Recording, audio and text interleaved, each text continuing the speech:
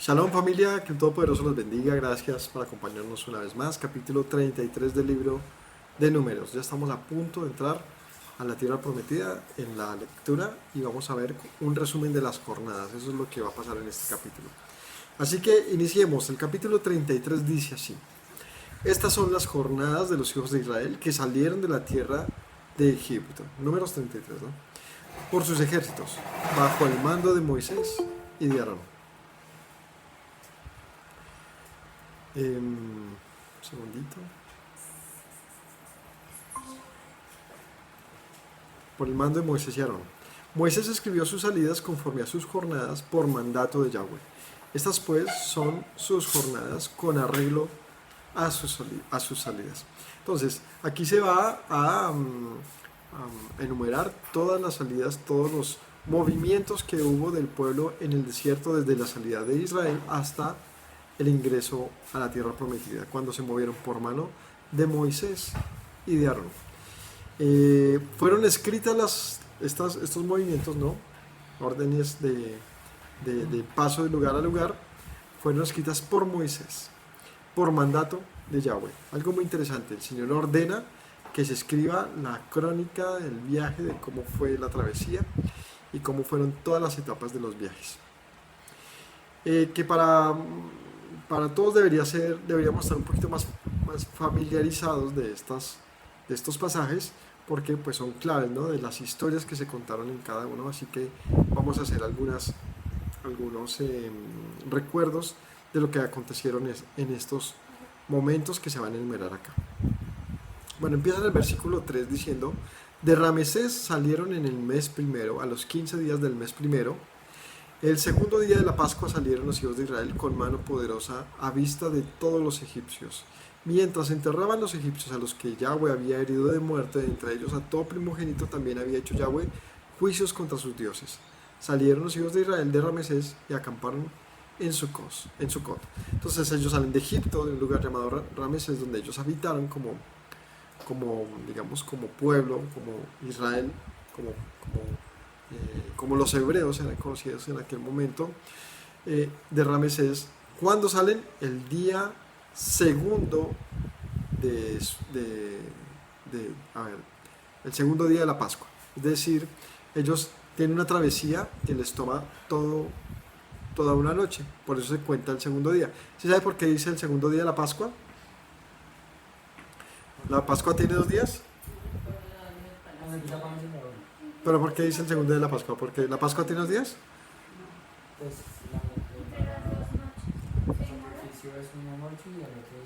La respuesta es fácil. Ellos salen la noche del día anterior, es decir, al siguiente día, ellos están haciendo ya el cruce de Ramesés a Sucot.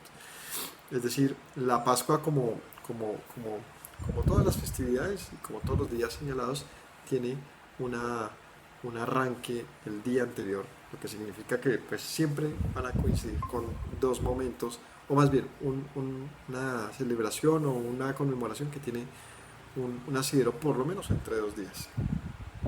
Hablando de la contabilización de un día marcado diferente al siguiente. Así que ellos comen la Pascua, comen la Pascua y esa misma noche salen, y al siguiente día, es decir, el segundo día de la Pascua, que sería el primer día de panes y levadura, ellos salen a vista de todos los egipcios. Es decir, no hubo quien los detuviera. Y esa misma noche estaban ellos, ese mismo siguiente día, que estaban haciendo los egipcios, llorando a sus muertos porque había acabado de pasar la muerte, y el Señor se llevó a los primogénitos. Y los egipcios empezaron pues sus lutos y sus enterramientos. Así que salieron de Ramesés y acamparon en Sucot. De Sucot acamparon luego en Etam, que está al confín del desierto. Salieron de Etam y volvieron sobre Pihairot, que está delante de Baal-Zephon, y acamparon delante de Migdol. Salieron de Pihairot y pasaron por el medio del mar al desierto, y anduvieron 3 días de camino por el desierto de Etam y acamparon en Mara. Así que en toda esta etapa se constituyen como una nación que se independiza de Egipto, y llegan aquí al cruce del Mar Rojo, en Pihairot. Esa es aquel estrecho, no sé si recuerdan, donde no tenían escapatoria, solamente podían pues esperar la salvación del Señor, y lo que termina siendo el Todopoderoso es abriendo el Mar Rojo, para que el pueblo cruzara hacia el desierto. El versículo 8 continúa, dice: cruzaron el mar al desierto, anduvieron 3 días de camino por el desierto de Netam, acamparon en Mara, salieron de Mara y vinieron a Elim, donde había 12 fuentes de aguas y 70 palmeras, y acamparon allí. De Elim acamparon junto al Mar Rojo, salieron de Elim, perdón, y acamparon junto al Mar Rojo, y salieron del Mar Rojo y acamparon en el desierto de Sin, salieron del desierto de Sin y acamparon en Dofka, luego acamparon en Aluz, luego en Refidim y luego en el Sinaí. Todo esto es la etapa previa a que ellos se establecieran por un tiempo, digamos, largo, por primera vez, en un lugar, y es el famoso monte Oreb, o el monte del Sinaí. Aquí mencionamos varios lugares. El primero es Mara y Elim. Si recordamos qué sucede en Mara, Elim y el desierto de Sin en estas etapas, es un momento donde el pueblo tenía sed y encontraron unas aguas, pero eran amargas, y el Señor las endulza con este tema de las palmeras que se mencionan allí. Es el primer momento donde hay un momento complicado, donde la nación se ve con sed, y el Señor les endulza las aguas. El pueblo aquí empiezan las primeras quejas del pueblo, digamos, entendibles, tenían sed, pero es aquí la primera mención de que el pueblo empieza como a preguntarse si era ese el camino que necesitaban recorrer, y era un camino de un duro desierto, ¿no? También en esta etapa ellos comen maná por primera vez, y viene el tema de las codornices. Es decir, no han pasado 3 meses y ya el pueblo pasa por una situación bien complicada de asimilarse como un pueblo libre y dependiente del Señor. Y esta dependencia del Señor les haría saber en este instante cómo poder acercarse hacia Él. Si no lo hacían de la manera adecuada, se convertiría en un desierto muy difícil.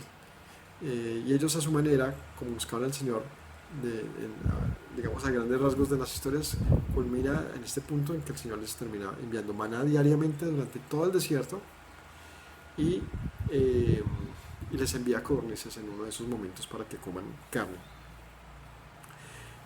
También más adelante en Refidim, que lo mencionamos también ahí antes de entrar al Sinaí, ellos piden agua y el Señor les da agua de la roca, si lo recordamos. Y también, no sé si recuerdan, pero Amalek les entra por la retaguardia, y es la primera, digamos, batalla que se da en el desierto. La siguiente es mucho después, pero aquí viene una, y es un grupo de Amalek que se aprovecha de ellos e intenta lastimarlos en el cruce del desierto, por lo que el Señor jura una destrucción sobre Amalek por haber hecho esto. Entonces es una etapa bien difícil, porque el pueblo se entera que ahora es libre, y se entera aún más que no tiene nada sino al Señor, y que solamente tiene que hacer una cosa, y es aprender a depender de Él, lo que significa que tiene que crear una confianza que no existe. En esta etapa el Señor los prueba. Cuando hablamos del maná, también el Señor habla del Shabbat, y que los probó dándoles mandamientos allí en Refidim y en Elim. ¿Listo? Esa primera etapa se lee en los primeros capítulos, allí más o menos en Éxodo, hasta Éxodo 17 vamos en esa etapa. Luego viene el Sinaí, ¿no? En esta etapa, que en el versículo 15, salieron de Refidim, acamparon en el desierto Sinaí. Salieron del desierto de Sinaí y acamparon en Kibrot Hatava. Aquí no hace mayor mención, pero ahí en el Sinaí, cuando hace esa mención, es una etapa muy importante, y es donde se desarrollan varios capítulos de la misma Torah y de la Escritura. Porque ¿qué sucede allí? Pues cuando el Señor se le presenta al pueblo y hace un pacto con ellos. Es la famosa entrega a las tablas de la ley, el becerro de oro, la renovación del pacto, la construcción del tabernáculo, cuando el Señor llena el mismo tabernáculo y establece su columna de nube y de fuego para guiarlos en el desierto. Ellos pasan un tiempo importante en ese lugar. Calcula más o menos un año allí estacionados, donde pasan muchos eventos y la primer rebelión del pueblo, que es el tema del becerro de oro, un tema súper importante, y también el primer juicio del Señor sobre el pueblo, donde los juzga pues por haber hecho esto, ¿no? Acerca de esto, pues por lo menos en Éxodo ya es un tema que abarca por lo menos hasta el capítulo 40, es decir, casi todo, porque hace referencia a la construcción del tabernáculo y se enfatiza también en las instrucciones dadas a los levitas acerca de pues para que ellos tendrían un tabernáculo y qué deberían hacer ahí. Así que la elección de Aarón y de sus hijos, de los levitas, todo lo que conocemos como la constitución del mismo pueblo dentro de un orden de cómo ellos se deberían formar delante del Señor. Todo eso lo hace en esta etapa del Sinaí, es decir, antes de que dé un paso más hacia la tierra prometida, el Señor hace unos cambios, no sé si cambios, más bien establece un pacto y presenta cuál sería el plan de viaje y se los expone al pueblo. Un momento o muchos momentos difíciles, la verdad fueron complicados porque, como mencioné, hubo juicios en medio de estas etapas. Luego continuamos, dice: salieron, versículo 16, del desierto de Sinaí, acamparon en Kibrot Jataaba. De Kibrot Jataaba acamparon en Haserot, luego en Ritma, luego en Rimón Pérez, luego en Livna, luego en Risa, luego en Seelata, luego en Sefer, en el monte Sefer, luego en Jarada, luego en Maselot, y luego en Tajat, y luego en Tara, luego en Mitka, luego en Hasmona, luego en Moserot, luego en Bene Jacán, y luego en el monte de Gidgad. Bueno, aquí están mencionando un montón de etapas que no se presentan, muchas de ellas dentro de la historia bíblica, no se cuenta una historia en particular, y eso es lo grande de este capítulo, donde el Señor le ordena a Moisés que cuente esas etapas de las cuales ni siquiera hay historia, pero se deja aquí el testimonio que ellos hicieron, no necesariamente una parada, pero sí pasaron por esas ciudades, o sea, no una parada importante, pero sí se cuentan como lugares en los que pasaron. 33, luego en Jotba, luego en Abrona, luego en Ezion-Geber, luego en el desierto de Sin, que es Kadesh. Aquí vamos a un punto importante. Entonces, recordemos qué pasó en todas estas etapas desde el Sinaí hasta Kadesh, donde vendría un momento muy importante en la historia. En números 11 se habla de Kibrot Jataaba, que es donde es el tema de la queja por el maná. Ya en esa etapa están diciendo, bueno, están molestos, cansados del maná, el Señor les envía codornices en exceso y viene un juicio por codicia. No sé si lo recuerdan, ellos empiezan a hablar de que en Egipto tenían una mejor comida y tal, y se rebelan contra el Señor por la comida que les estaba dando, y viene un juicio. En Haserot está la murmuración de Miriam, de Aarón contra Moisés, está en el capítulo 12 de Números. Miriam es herida con lepra y luego es restaurada, pero es cuando hablamos acerca del liderazgo de Moisés y cómo esto tuvo unas implicaciones complicadas desde su núcleo familiar y desde los más cercanos. Y así llegamos a Kadesh Barnea. Es un momento muy importante, decisivo, porque es cuando el pueblo estaba a punto de entrar a poseer la tierra. Ya para este es el segundo año. Están a punto de entrar, o sea, segundo año es de la salida de Egipto, están a punto de entrar a la tierra prometida. Y el pueblo pide enviar unos espías para reconocer la tierra, y ante el testimonio de 10 de los 12 espías enviados, el pueblo se desanima. Y no solamente se desanima, sino condena su propia estadía hasta este momento, lo que significó una condenación de parte del Señor. El Señor los regresa al desierto y les dice, pues no entrarán a la tierra prometida por su rebelión, porque el pueblo decidió voluntariamente que moriría en el desierto. Dice, mejor nos fuera haber muerto en el desierto que llegara a una tierra donde seremos muertos por los habitantes de ese lugar. Y pues no pasaría nada de eso, porque el pueblo estaba convencido de que así sería. Así que el Señor les dice, pues como no tienen fe para entrar, no entrarán. Y los sentencia a 40 años dando vueltas por el desierto. Así que ese tiempo señalado para haber entrado era ahí marcado, pero no estaban listos. Estaba el arca, estaba el tabernáculo, estaba el sistema levítico, los sacerdotes, estaban los hijos de Israel. Parecía que todo estaba listo, estaba el Señor en medio del pueblo, pero faltaba una cosa. ¿Qué faltaba? Corazón. Digamos que es imposible, realmente ese es el término, es imposible que todas las promesas y todo lo que el Señor ha hablado se logre si no se tiene en cuenta el corazón del hombre. Y esto no es algo que niega la Escritura, sino cuál es la manera en que la Biblia entonces trabaja con eso, cuando no solamente se depende del Señor sino del hombre. Pues nos hace entender que el tiempo entonces es el factor clave para avanzar. Si no se puede avanzar en dado punto, pues se estanca hasta que sea el momento de avanzar. Si no se puede avanzar ahora, pues se hará después. ¿Cuándo? Cuando haya alguien con el corazón como para que se avance. De tal manera que las promesas, los pactos no se acaban por el mal corazón de unos pocos o de unos muchos, sino que se queda de cierta manera congelado y esperando a que se levante uno o unos que sí tengan ese corazón para avanzar.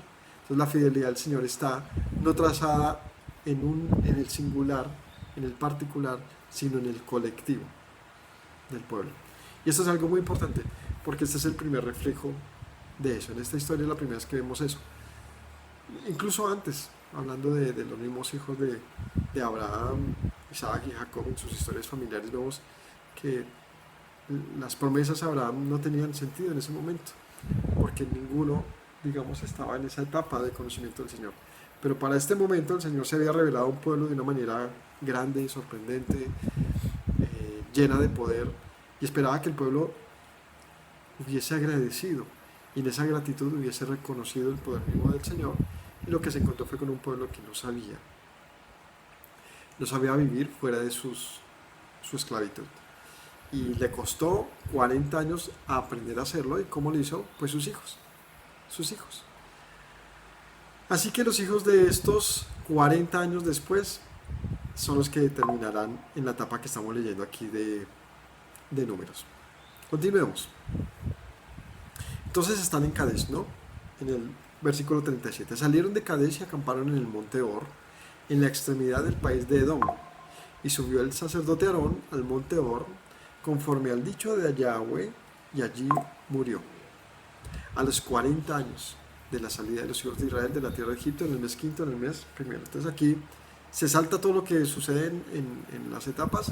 Ya sabemos que el pueblo regresa al desierto, pero aquí habla de el momento en que llegan a Or, mucho tiempo después, 40 años después. Bueno, 38 años después. Y allí muere Aarón. ¿Quién era Aarón? Sumo sacerdote. El segundo, digamos, líder más importante de la nación, después de Moisés en ese momento. Conforme al dicho del Señor, murió a los 40 años de la salida de los hijos de Israel de la tierra de Egipto, en el mes quinto, en el primero del mes. Era Aarón de edad de 123 años cuando murió en el monte Or. 123 años. El cananeo rey de Arad, que habitaba en el Negev, en la tierra de Canaán, oyó que había venido los hijos de Israel y salieron del monte Or, acamparon en Salmona.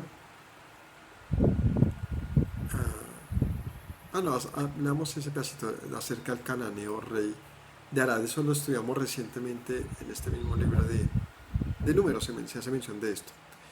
Entonces, ellos vuelven al desierto, muere Miriam, vienen otros, digamos, momentos difíciles en el desierto, pero ya no se cuentan muchos de ellos. Es decir, todo lo complejo pasó en estos 2 años.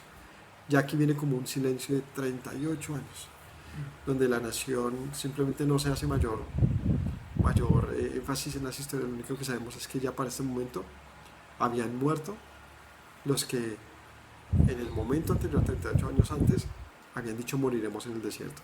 Y ahora quienes están aquí son sus hijos, ya madurados, grandes, De hecho, en números, 20 en, números en la lectura menciona que eran personas que se habían revelado mayores de 20 años. O sea que todos los que fueron menores de 20 años, en general, son los que finalmente se cuentan aquí ya como hijos, ¿no? No eran necesariamente niños. Eran las personas que no tenían esa actitud de guerra y de autoridad, perdón, ese lugar de guerra y de autoridad, que son los que desestimaron al pueblo, sino eran los hijos de ellos. Dime. Sí, sí, el más viejo tendría de 20 y era de 40 años después, 38. De 60 años más o menos era el más viejo de ellos. Que no sé qué edad tendría un Josué, porque Josué hizo parte de esa misma... no, mentiras. Josué no hacía parte de esa, ¿cómo se llama? De ese segmento. Josué era del anterior, era del mismo de Moisés, porque él fue de los espías que fue mayor de 20 y de un buen reporte. Es que Josué y Caleb eran de la generación, es el término, de la generación anterior, que Josué sí era mayor, no sé qué edad tendría, pero ya vemos que en general el pueblo que estaba allí sí, hacía parte de una nueva generación y su historia casi no se cuenta, sino hasta este momento, ya cuando se habla de la muerte de Miriam y unos golpes en la roca, ¿se acuerdan eso en números 20? Cuando llegan nuevamente a esa etapa, ya están acercándose a reconocer la tierra prometida y llegan por Edom, por esa tierra Edom, empiezan a ascender Edom, eh, ¿cómo es que se llaman? No, están los edomitas, luego vienen los moabitas y los amonitas y los madianitas, y es cuando el pueblo pide agua a Moisés y Moisés, molesto pensando que se iba a repetir la rebelión anterior, golpea la roca y eso le cuesta que el Señor le dice, pues tú no vas a entrar, Moisés, y en el monte Or, como se mencionó, entonces muere Aarón. Eh, pero ya están aquí cerca de las llanuras, ¿cierto? De Basán, cerca de la entrada de la tierra prometida. Hablamos del cananeo rey de Arad, ¿no? Dice aquí, en el versículo 40, el cananeo rey de Arad, que habitaba en el Negev, en tierra de Canaán, oyó que habían venido los hijos de Israel. Estos le salen y pelean con ellos y secuestran, no sé si recuerdan, secuestran a varios israelitas, los israelitas oran al Señor, le dicen, si tú nos permites recuperar a los nuestros, los vencharemos. Y eso fue lo que les dio la victoria. Luego viene, si recordamos, la serpiente de bronce. Bueno, esas historias todas esas pasan aquí, a esta nueva generación. Salieron del monte Or y acamparon en Salmona, de Salmona acamparon luego en Punón, luego en Obot y luego en Ije Abarim, en la frontera de Moab. Salieron de Ije Abarim y acamparon en Dibon Gad, luego en Almón Diblataim, luego acamparon en los montes de Abarim delante de Nebo. Salieron de los montes de Abarim y acamparon en los campos de Moab junto al Jordán frente a Jericó. Finalmente acamparon junto al Jordán desde Bet Jesimot hasta Abel Sittim en los campos de Moab. Y aquí están donde están en este momento, en los campos de Moab. ¿Qué pasa en estas horas? Aquí donde se mencionó Arnón y Basán, en números 21, es el tema de las serpientes ardientes, ¿no? De la serpiente de bronce, la victoria sobre Seón y Og, que fue clave y es la tierra que reclamaría luego. ¿Quién reclama luego esta tierra? ¿Se acuerdan? Muy bien, Rubén, Gad y la media de Manasés. Es esa tierra que despojaron de Moab, Amón y de los madianitas. Luego llegan a las llanuras de Moab y aquí suceden varias cosas. Lo de Balaam, que se narra esto en números, la idolatría de Baal Peor, que es lo que mencioné esta mañana acerca de Fines, el hijo de Eleazar. Viene el segundo censo, en números 26, y se prepara para la posesión de la tierra prometida. Eso es lo que pasa ahí, en la frontera, en las llanuras de Moab. Así que es interesante ver cómo aquí está, dime, en el monte Nebo. Moisés muere, sí, en el monte Nebo. Y sí, importante, solamente que hasta este momento no ha muerto, pues él es el que escribe todo esto, pero sí morirá en ese monte. Todo esto está en la misma zona. Entonces es importante reflejar, entender que el Señor entonces cuenta en un mapa todas estas paradas, ¿no? Eh, es una lista larga, pero son total 42 estaciones. 42 estaciones, prácticamente, o más o menos, una por año, ¿no? O sea, si hacemos un cómputo equitativo en la cantidad de lugares, más o menos uno por año, diríamos que es un pueblo frecuente viajero. Viajero frecuente. Listo, ¿qué sigue? Versículo 50, límites y repartición de la tierra de Canaán.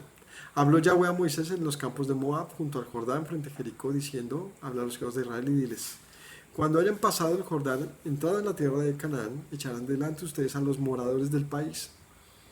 Destruirán todos sus ídolos de piedra, todas sus imágenes de fundición, destruirán los lugares altos, echarán a los moradores de la tierra y habitarán en ella, porque yo se las he dado para que sea su propiedad. Heredarán la tierra por sorteo, por sus familias, a los muchos daréis mucho por herencia y a los pocos darán menos herencia. Donde le cayere allí la suerte, allí la tendrá cada uno. Por las tribus de sus padres heredarán. Si no echan a los moradores del país delante de ustedes sucederá que a los que dejen de ellos serán por aguijón en sus ojos, por espina en su costado, y les afligirán sobre la tierra en que ustedes habitan. Además, haré a ustedes como yo pensé hacerles a ellos. Aquí viene una advertencia muy importante. Entonces Moisés está haciendo el resumen del todo el paso por el desierto y dice, bueno, ahora viene el momento de entrar a la tierra prometida. ¿Es momento de qué? De la conquista. La conquista tiene que ser plena porque el Señor ha entregado esto a ustedes y a sus hijos. Si ustedes no lo cumplen, si ustedes no son fieles a este mandato, pues esto será su propio azote, ¿no? Porque los habitantes de aquellos lugares que se quedasen, pues se convertirían sin duda en pueblos de resistencia, unos enemigos que estarían desde adentro, correcto. Entonces viene la advertencia de la posesión de la tierra prometida en el punto de que tenían que ser fieles al mandato de ir y poseerla realmente, ¿no? Como mencionamos esta tarde, el desestimar la voluntad del Señor en esto, el no haber sido fieles en lo que el Señor les había mencionado, se convertiría en ellos el mayor tropiezo, su aguijón, correcto. Si no hacen así, yo les haré a ustedes lo que yo quise hacerles a los cananeos. Y eso es tremendo. O sea, el Señor prácticamente que les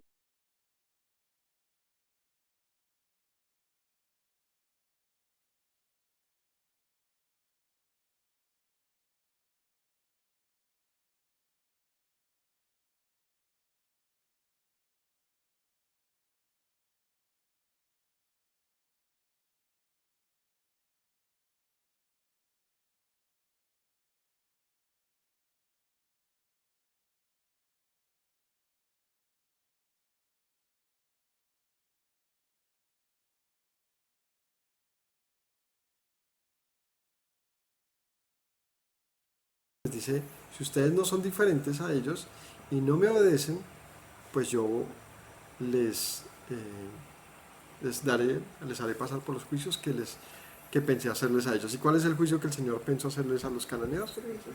La destrucción y el despojo de la tierra prometida. Finalmente el Señor lo que les dice es, está la misma sentencia. Estos pueblos fueron deshabitados de aquel lugar, ¿por qué? Fueron quitados de allí por su maldad. Pero si ustedes siguen el camino de ellos, no serán diferentes. Una advertencia que siempre está ahí como latente, vigente, que nos hace pensar mucho acerca de no jugar con la fe, no jugar con las promesas del Señor, no pensarnos muy especiales, porque bien dijo Yeshua, ¿te crees muy especial? Pues hacer obras de Abraham, porque si no eres un hijo del diablo. Lo dije así en otras palabras. ¿Te crees muy especial? Pues el Señor levanta piedras de los hijos de las piedras, no te creas muy grande por ser hijo de Abraham. Y creo que esa dosis de realidad es muy importante. la confianza que tenemos sobre quiénes somos, nuestra identidad, si somos parte del pueblo del Señor, a veces nos genera arrogancia. Una arrogancia que no es buena, una arrogancia que nos condena. ¿Por qué? Porque nos confiamos. Y la confianza no debe ser acerca de que tengo algo ganado. La confianza debe ser, ¿en qué? En el Señor. Es diferente. Yo confío que recibiré, yo confío en el Señor que me dará. Es diferente. Es como que yo sé que ya tengo algo ganado y estoy tan seguro de eso que entonces dejo de confiar en los requisitos para ganar aquello que ya tengo supuestamente ganado. Y ese asunto es clave. Dejamos de ver lo que teníamos que ver para alcanzar lo prometido. Y en este caso, hemos estado mencionando, es al Señor mismo. El pueblo no podía desentenderse del Señor. Como mencionamos esta mañana, a los Rubenitas, a los Gaditas, a la media de Manasés, ¿a ellos qué les pasó? Dejaron de temer al Señor y confiaron, se mezclaron con las otras naciones, y entonces vinieron los asirios y los despojaron. De una. En el momento que el pueblo se aparte y se rebela contra el Señor, es un pueblo más. Prácticamente casi lo toma el Señor. Un pueblo más del mundo, pues vivirá los juicios del mundo. Pero la reserva de aquellos que se mantienen, pues sí, como el pueblo en Egipto, en medio de juicios fue tenido como diferente. Y esto es algo que también la historia nos enseña. A pesar de que nuestro pueblo ha pasado por muchas crisis y juicios del Señor, no ha sido desechado para siempre. ¿Y cómo ha sido esto posible? Bueno, porque siempre ha habido una reserva de hombres fieles. ¿Cuántos hombres fieles son suficientes para salvar a un pueblo? Pues ahí te digo que por causa de hombres como Josué y Caleb se pudo mantener esta provisión. Quizás no fueron los únicos, son los únicos en torno a los espías que se menciona, pero son los únicos líderes que el Señor dice: ustedes entrarán, y es suficiente. Es decir, ver que el Señor es compasivo y misericordioso y que guarda, como dice la Escritura, el pacto a millares, ¿no? Guarda el pacto a millares. Él es paciente y se reserva su ira para después, pero que cuando tiene ira, pues la tiene, y es bien duro el día del Señor, ¿no? Es bien de temor, es día exacto. Es día de tener consideración y no dejarlo para después, porque por eso Moisés dice: les advierto que si ustedes no entran con el plan de poseer la tierra a cabalidad, esto será su propia trampa. Y bueno, ¿qué nos cuenta la historia? Pues en efecto no fueron fieles a eso. Entonces, ni pasan todos a poseer la tierra, como es el caso de Rubén, Gad y Manasés.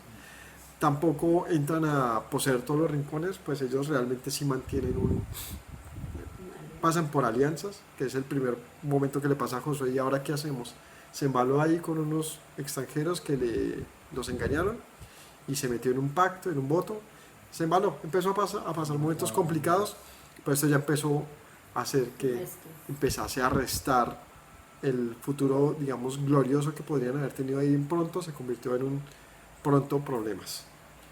Luego empiezan a tener dificultades con las guerras, el pueblo flaquea, se divide en muchos momentos, no conquistan todos los lugares, prefieren tener naciones tributarias, es decir, prefieren dominar para recibir tributo de ellos que desposeer.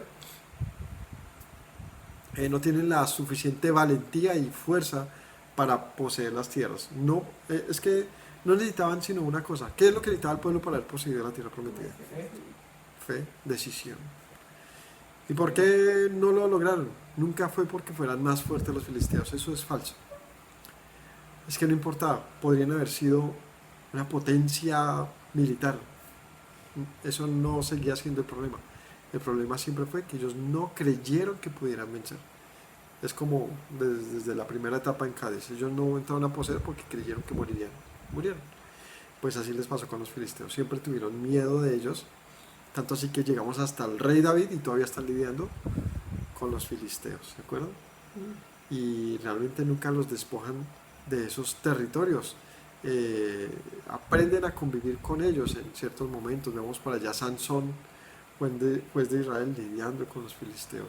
El famoso eterno enemigo de Israel, así se le llama a los filisteos.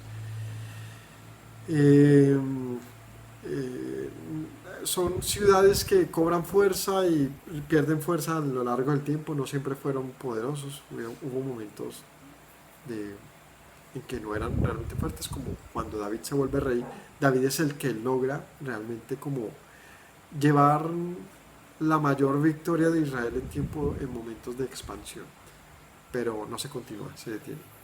Y lo que habían logrado ganar, pues también se vuelve a perder porque Israel se divide luego. Y cuando Israel se divide, pues ya no había fuerzas para nada, porque la nación en sí ya estaba mal.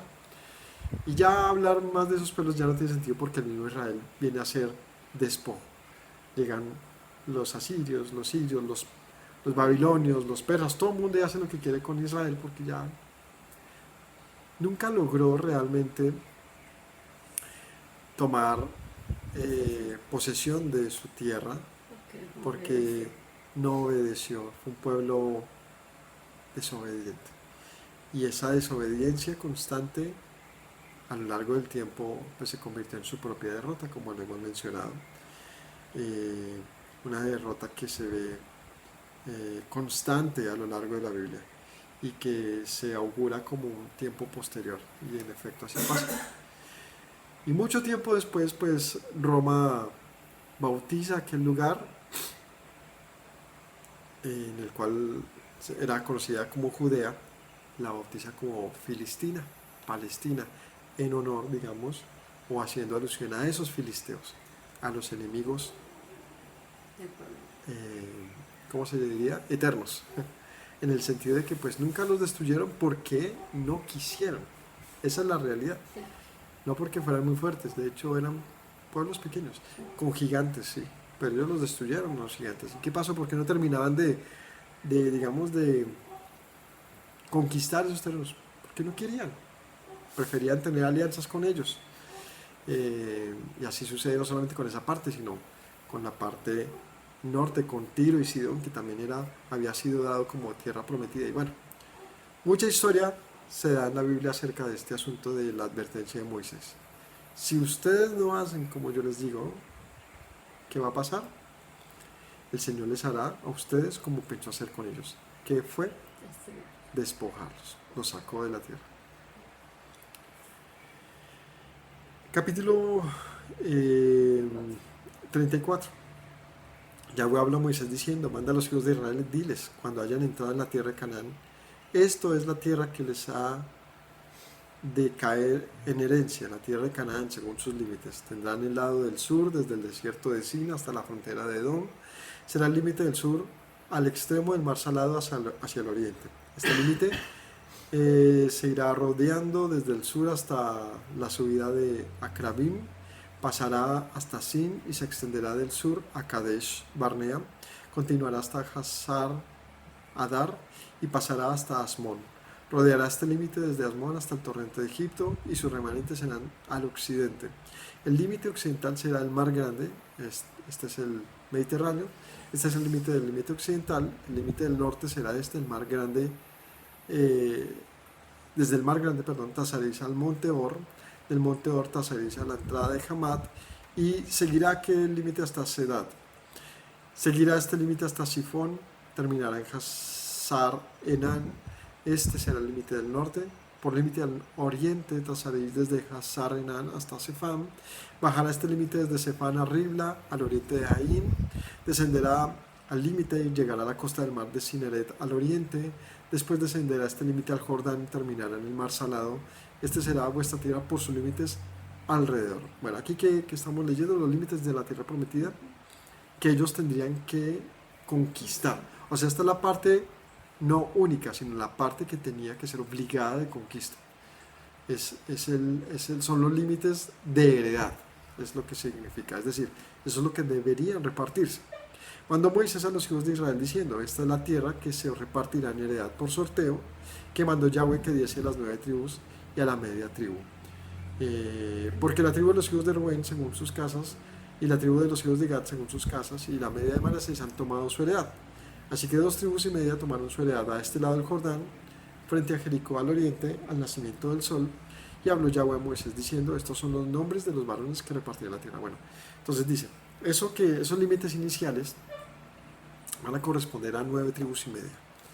Ellos repartirían esa tierra, porque 2 tribus y media que están al oriente del Jordán ya habían poseído, eso es lo que hablamos esta mañana, pueden ver el capítulo, ellos ya habían tenido lugar, así que Moisés dice, lo que ha de ser de ellos lo repartirán. ¿Qué leímos antes? ¿Cómo sería la repartición? Por suertes, y el tamaño de la extensión de la heredad dependería del tamaño de la tribu. Una tribu más grande, más tamaño, más extensión; tribu más pequeña, menor extensión.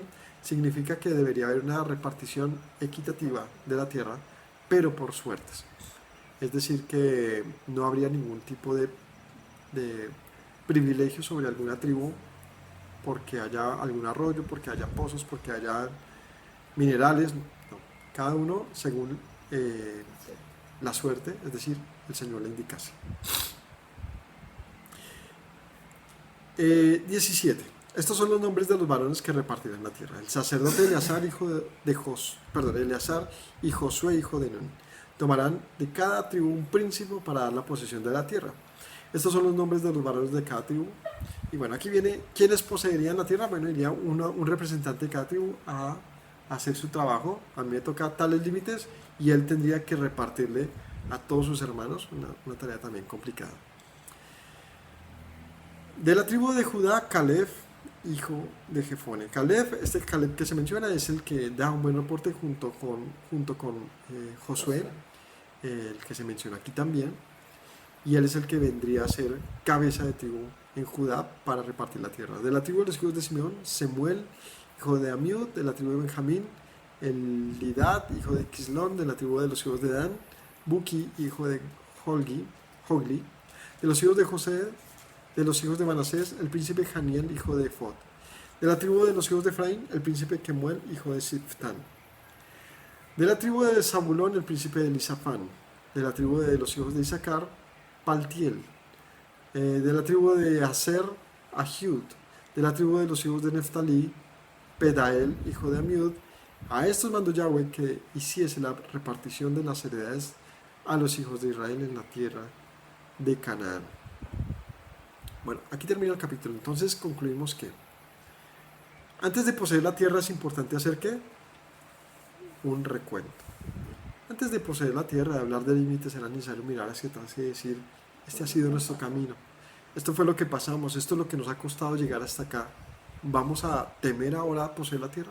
Creo que la clave de esto era mirar hacia atrás y decir, si llegamos hasta acá, no hay nada que nos detenga ahora a poseer la tierra.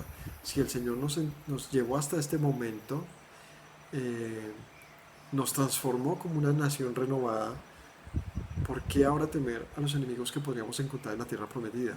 Ese es el aliento que debería venir. Cuando tú miras hacia atrás y miras el camino que te ha tocado, tus fracasos, tus logros, las curvas que ha tenido tu vida, pero finalmente cuentas en un presente y dices, estoy aquí hoy, deberías mirar hacia adelante con más optimismo. No mirando como, si siempre me fue mal, pues me va a seguir yendo mal, sino más bien mirando qué fue lo que hice para que me fuera mal. Y si no fue mi culpa, cuál fue ese entorno, o cuál fue esas decisiones, o qué fue lo que me llevó a saborear tantos momentos difíciles, para pues procurar que no sigan aconteciendo. Finalmente, a diferencia de los niños que tienen poco control de sus propias vidas, poco entendimiento de las mismas, es que cuando nos hacemos grandes, nos llegamos a adultos, nos hacemos viejos, la pregunta es, ¿en serio todavía no tienes control de tu vida? Es la reflexión. Seguimos viendo como que nuestra vida es pésima. ¿Qué has aprendido entonces de la vida? Porque el pueblo no podía seguir teniendo miedo, tenía que verse ahora como, si estoy aquí, derrotado. Es porque, exacto, no podían seguir viviendo como derrotados, como señalándose, como es que no podemos, tenemos miedo, Dios nos sacó a morir. Nada de eso debería seguir siendo. Debería ser un pueblo que ha madurado y ha entendido que Dios siempre estuvo con ellos y no habría razón para que no lo esté ahora más adelante. Así que venía el zarpazo final, y es el de la fe más decidida de he llegado, he conocido al Señor, he cambiado mi manera de andar, vivo en cierta santidad, me he limpiado, el Señor está en medio nuestro, no debería haber temor de entrar a poseer la tierra prometida. Así que Moisés antes de morir les establece los límites a cada uno y les dicen pues entren a poseer la tierra. Así que como conclusión y cierre de estos capítulos que vimos hoy, deberíamos analizar si en verdad somos llenos del Señor, como leímos esta mañana, perfectos delante de Él. Confianza sea el nombre que nos represente, fe, para hacer la voluntad del Señor y avanzar en lo que nos ha dicho. Eso es lo que tenemos que pensar. ¿Hay fe real en nosotros? ¿O solamente buscamos a quién seguir? ¿O simplemente buscamos, digamos que un destino paralelo a lo que Dios ha hablado acerca de nosotros? Tenemos que entender que al Señor solamente se le debe buscar y debemos tener la cercanía con Él es mediante la fe. Eso es lo que realmente nos va a garantizar entonces alcanzar las promesas de las cuales Él ha dicho son herencia. Es decir, es un regalo que está a la espera. ¿Qué nos hace falta para alcanzar todo ello? Sigo insistiendo, fe. Fe. ¿Pero cuál fe? Pues la que Él pidió. ¿Cuál es? La de escuchar. ¿A quién? A Él. ¿Y qué más? Pues hacer. ¿Y qué más? Pues confiar. ¿En qué? ¿En que somos más fuertes? No. La confianza es acerca de que si Él está con nosotros, ¿quién contra nosotros? Que si Él está con nosotros, no debería temer acerca del mañana. Por complicado que parezca, no deberíamos temer. Siempre que miramos hacia adelante nos da cierto temor, ¿no? Porque pues los días son malos. ¿Cuándo no lo han sido? Los días son malos. No deberíamos estar tan temerosos. Aunque las cosas se pusieran difíciles, en nuestro futuro no deberíamos tener temor. Ese es el punto. El pueblo siempre pensó que le iría peor el día de mañana. Y eso fue su condena. Y eso fue lo que recibió. Lo que temían tanto. Aprender a aceptar que el mañana es algo que no podemos controlar del todo. Que no nos compete hacerlo. Podemos, claro, conducir un mañana, pero controlarlo es una falacia. El mañana depende de tantísimos factores en el que nosotros somos como el punto más pequeño. Solo somos parte de los que están siendo arrastrados por la corriente. Pero sí les digo que nuestra oración, que nuestra relación con Dios, que nuestra fe puede hacer cambios importantes. De pronto no para muchos, de pronto sí. Pero sí por lo menos en casa. Y con eso deberíamos sentirnos a gusto. De pronto no somos una potencia. ¿Y tendríamos que serlo? No creo. Es decir, no creo que exactamente vernos como un país perfecto sea lo que debemos esperar. Lo que debemos esperar es que en nuestra casa haya una vida perfecta en el Señor. Creo que eso tiene más sentido. Dejar de pensarnos como que si nuestro país o nuestra nación o el mundo no cambia, ¿no? ¿Sabe qué? La verdad, yo prefiero pinchar globos, no creo que pase. ¿Por qué tendría que pasar? Un mundo que desconoce al Señor por completo, pues es muy poco probable que hayan cambios realmente importantes. Habrán cambios que nos favorecerán, otros que no tanto. Pero lo que les digo realmente es dejemos de asustarnos del mañana. Vivamos el presente con optimismo diciendo, ¿sabe qué? No sé de mañana, pero mi casa y yo serviremos al Señor. Y eso para mí es suficiente. Para mí es suficiente que mi casa y yo lo sirvamos, porque sé que en eso el Señor también nos dará también una victoria y cosas buenas. Aunque las cosas en mi contexto no sean las mejores, porque pues tener control de eso la verdad es muy complicado. ¿Cómo usted puede, mientras dice, Señor, da el pago a los malvados, a la vez recibir fortuna? Cuando nuestro país en general es malvado. ¿Cómo puedes? Si pedimos por el juicio del Señor, lo más probable es que todos lo suframos. Si pedimos por bienestar, no sé si lo recibamos, porque si hemos leído un bien, es un tema colectivo. Es un tema colectivo. Es difícil esperar que una nación que no teme al Señor reciba el bien del Señor. Es incluso una esperanza falsa. Pero sí sé que el Señor hace separación. Y nos puede tener a los que sí le tememos y le amamos aparte. Y es en eso en lo que deberíamos confiar. No te asustes mucho de quién o qué pasa en tu país. no lo vas a controlar, a menos de que tengas autoridad. En tal caso, haz muy bien tu trabajo y pilas, porque el Señor te va a pedir cuentas. Y en ese punto, ojalá hubiera una autoridad, o sea, alguien dentro del gobierno, dentro del Estado, dentro de los que pueden hacer algo.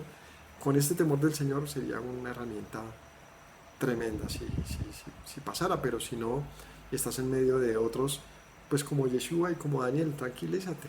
Ellos no estaban muy asustados del mañana acerca de los romanos, y el mañana era muy duro, era la destrucción del templo, la aniquilación de la nación. Yeshua una cosa hablaba: tú cambia, tú cambia, tú cambia, y tú también, y tú deja de criticar al otro, y tú corrígete, y tú ama a tu hermano. Él no estaba muy afanado por si vendría un nuevo príncipe eh, sacerdotal, o si Roma iba a servir al Señor ahora. Él simplemente nos enseñó un asunto que para mí ha sido últimamente importante de analizar, y es realmente hasta qué punto estamos viviendo el Evangelio y no se nos ha convertido en un asunto de algo que ya alcancé y ya no me preocupo más por eso. Creo que ese también es parte de ese como mensaje engañoso que puede pasar. Rubén y Gad y Manasés dijeron: ya llegamos, y se confiaron, y pasó el tiempo y fueron los primeros desalojados, pues perdieron el cerco que el Señor les había ordenado. Y esa confianza suele ser eso, una confianza falsa, un paso en falso.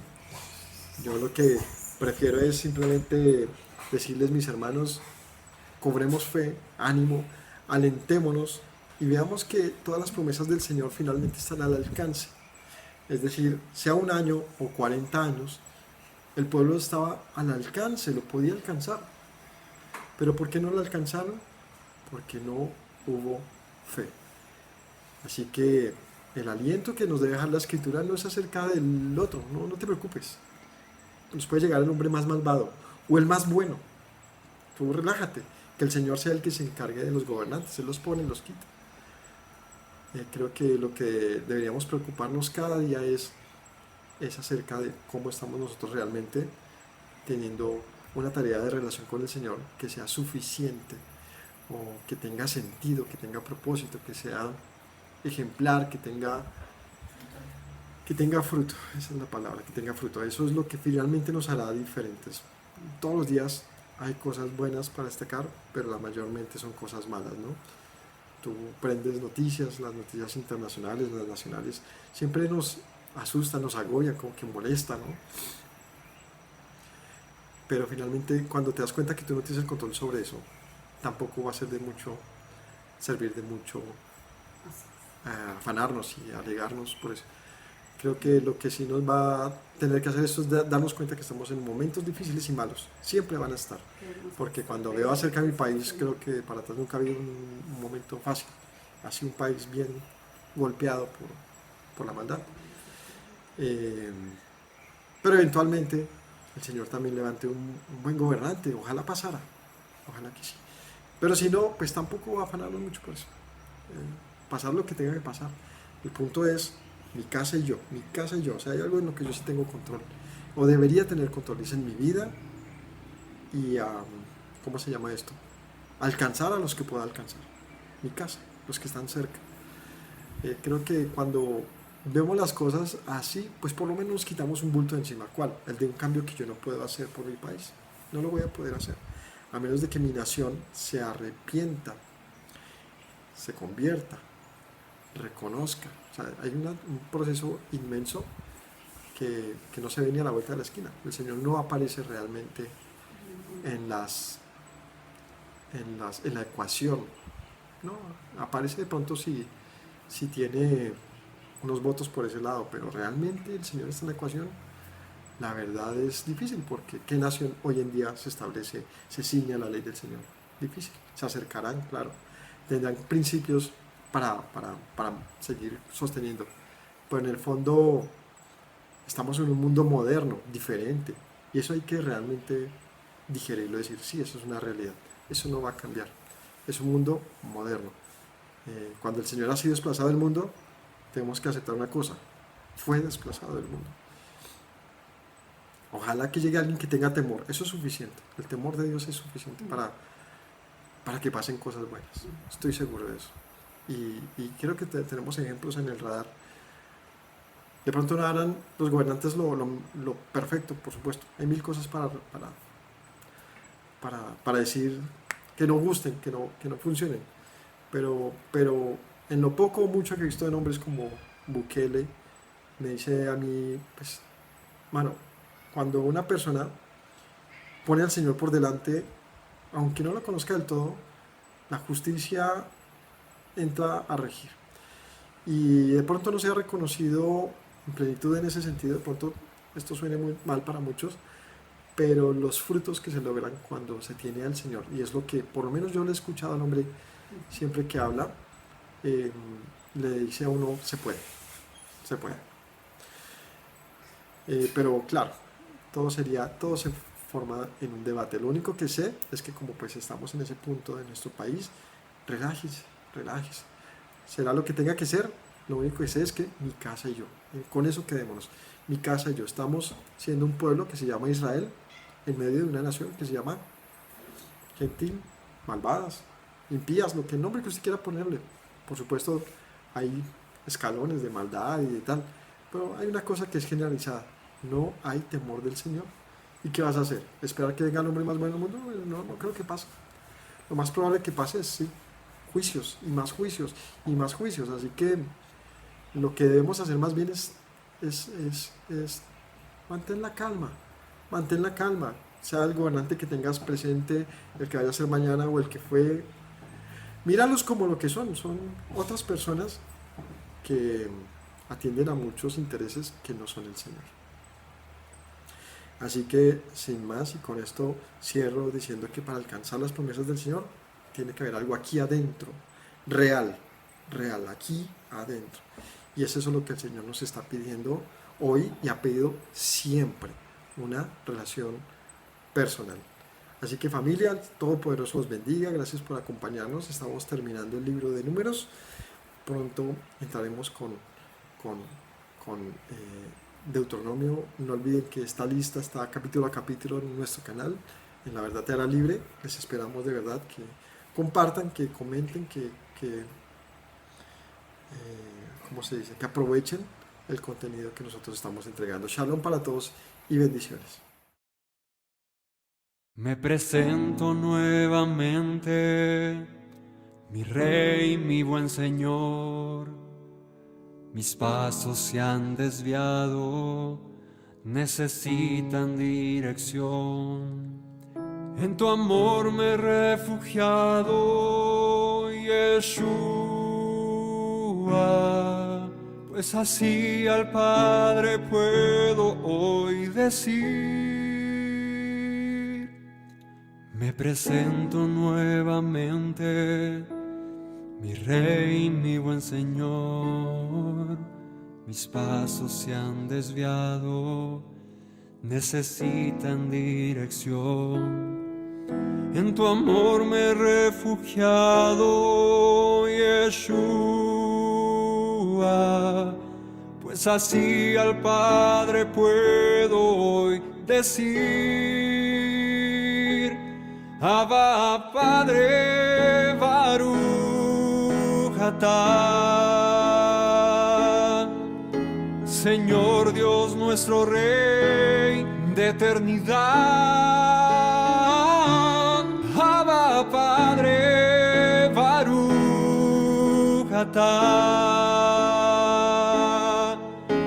Adonai Eloheinu melech haolam.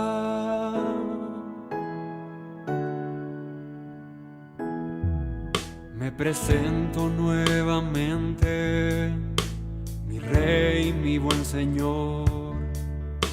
Mis pasos se han desviado, necesitan dirección. En tu amor me he refugiado, Yeshua, pues así al Padre puedo hoy decir.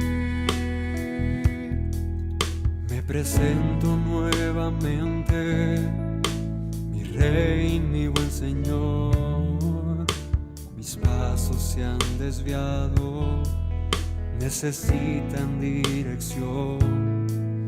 En tu amor me he refugiado, Yeshua, pues así al Padre puedo hoy decir: Abba, Padre, Baruch atah. Señor Dios nuestro Rey de eternidad, Abba, Padre, Baruch atah. Adonai Eloheinu melech haolam. Diste tu hijo con devoción, sacrificio de amor, hasta la muerte el seguirlo para darme salvación. Al tercer día resucitó, a la muerte él venció. Luego al cielo ascendió, volverá, lo prometió. Abba, Padre, Baruch atah. Señor Dios nuestro Rey de eternidad, Abba, Padre, Baruch atah. Adonai Eloheinu melech haolam. Abba, Padre, Baruch atah. Señor Dios nuestro Rey